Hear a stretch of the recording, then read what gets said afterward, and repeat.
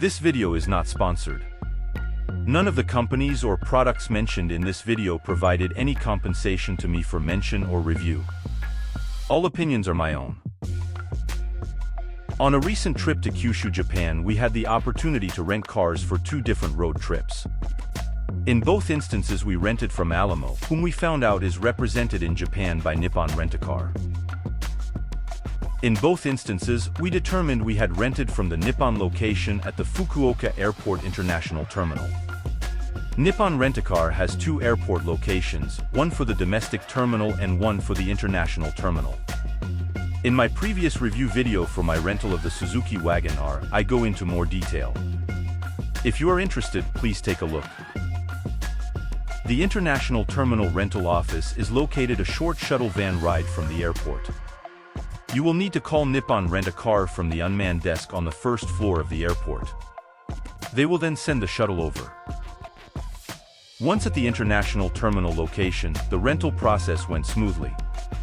Our car was parked out front and the process did not take long. One option I opted for is an ETC card. If you are going to do highway driving in Japan, I highly recommend you get an ETC card with your rental vehicle.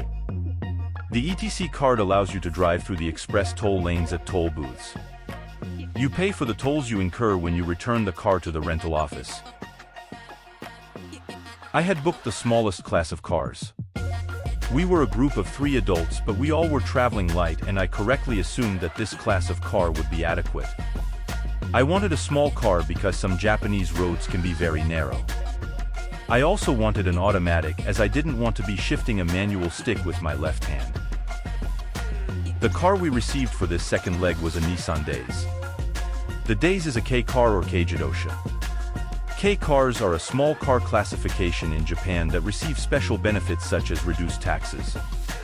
The wheels and the mechanics are pushed to the edges of the vehicle, allowing for maximum utilization of space inside. Since 1998, regulations specify that a K car must be under 3.4 meters in length, 1.48 meters in width, and 2.0 meters in height. The engine displacement must be under 660 cubic centimeters.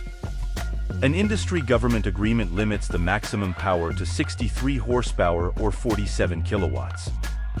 You can easily spot K cars due to their yellow license plates. The Nissan Dayz is actually a rebadge of a Mitsubishi EK. Since 2016, Mitsubishi has been 34% owned by Nissan, which is considered controlling interest. Both companies are part of the Renault-Nissan-Mitsubishi alliance.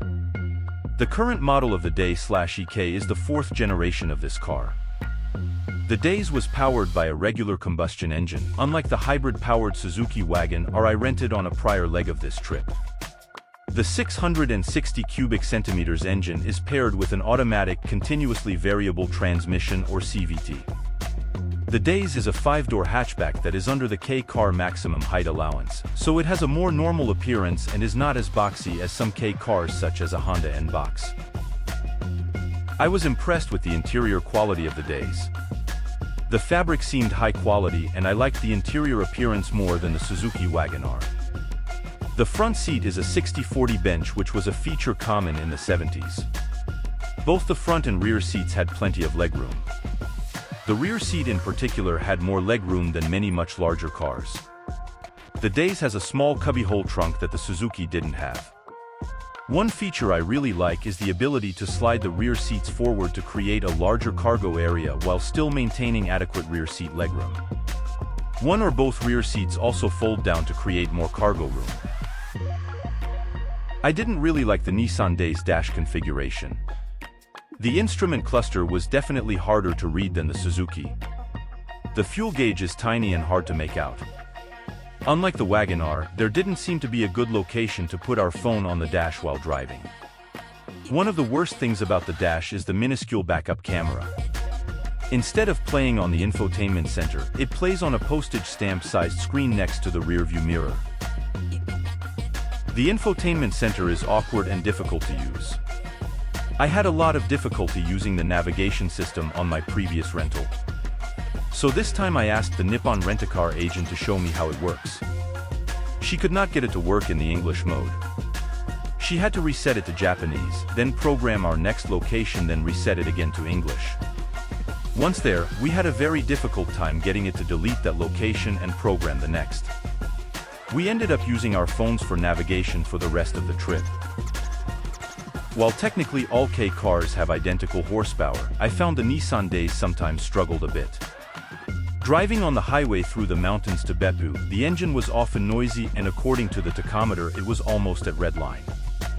When at a complete stop, the engine automatically cuts as a fuel-saving measure.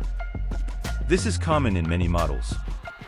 However, upon starting, there is a slight hesitation before the car moves. When I drove the Suzuki Wagon R, I didn't notice the engine struggle to drive through the hills and mountains near Itoshima. I also didn't notice the hesitation upon starting.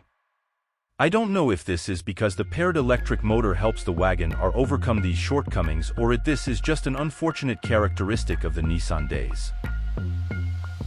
Overall, I found the Nissan Dayz a good car to rent. It was roomy and comfortable enough for 3 adults and our luggage, yet small enough for Japan's narrow streets and small parking spaces. The interior was functional and had a pleasant appearance. Power was adequate for city driving, but not really sufficient for highway driving, especially through the mountains. Other cons are the glitchy navigation system and the instrument layout, especially the extra small gas gauge and backup camera. Thanks for watching. If you enjoyed this video, please consider liking or subscribing. I'll be posting more travel videos soon. Also take a look at some of my other videos.